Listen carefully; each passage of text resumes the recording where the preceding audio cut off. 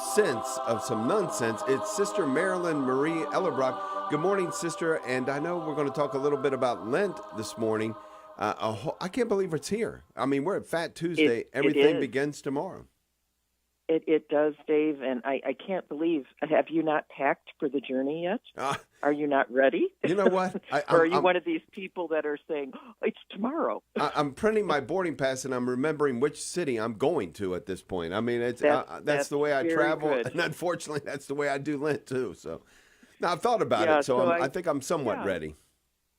Good. I've just, we've been reflecting here at Little Flower on Lenten Journey, and it led me to think, really when we get prepared to go somewhere, there are certain things we do. We have kind of a checklist. And obviously the most important question is, where am I going? And if I'm approaching Lent as just, I'm getting through the next 6 weeks, and this is how I'm going to get through those weeks, we're missing so much. It's this desire of God to draw us into such a deeper relationship with him, and that's kind of the end point. So if I don't know where I'm going, I'm going to have difficulty getting there. So that's obviously the first point. I want to, as you said, print my boarding pass. I want to know what city I'm headed for.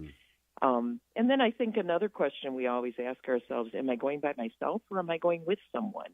Who will my travel companions be for the next several weeks of Lent? And whether it's family, friends, classmates, coworkers, parishioners, the people in need that we encounter, they're all there for a reason to help us grow these coming weeks. And I think the other companions we tend to forget about are the saints, that they've already made the journey, they know the way, and they really want to accompany us and be of assistance to us. So it's a call to me this year. I've been very aware of that, not to forget the saints who want to go with me.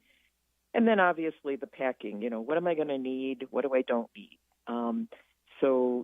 Do I have the sacred scriptures packed, sacraments, maybe some devotionals, always God's grace.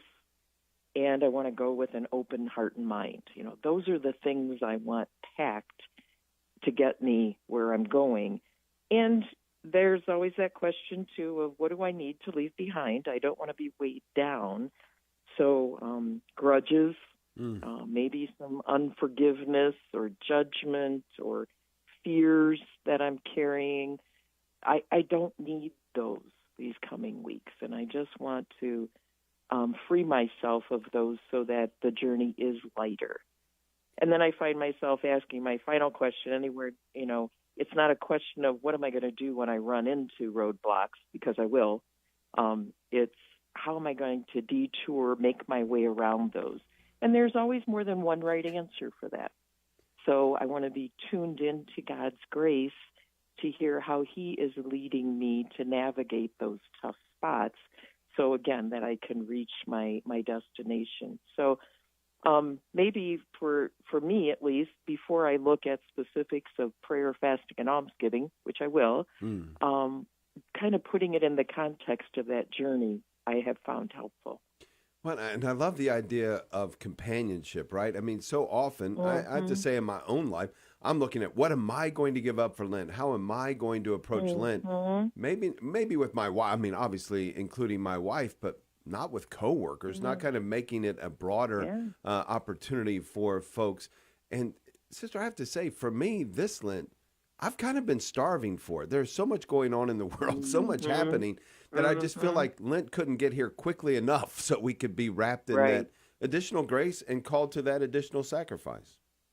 Absolutely. It's an exciting time in our church, rather than one to be dreaded, I think. We've sometimes given it that label, but there really is, as you said, additional grace available. And God's printed the tickets, and God's given us everything we need for these next weeks. We just have to make use of them and open ourselves to receive.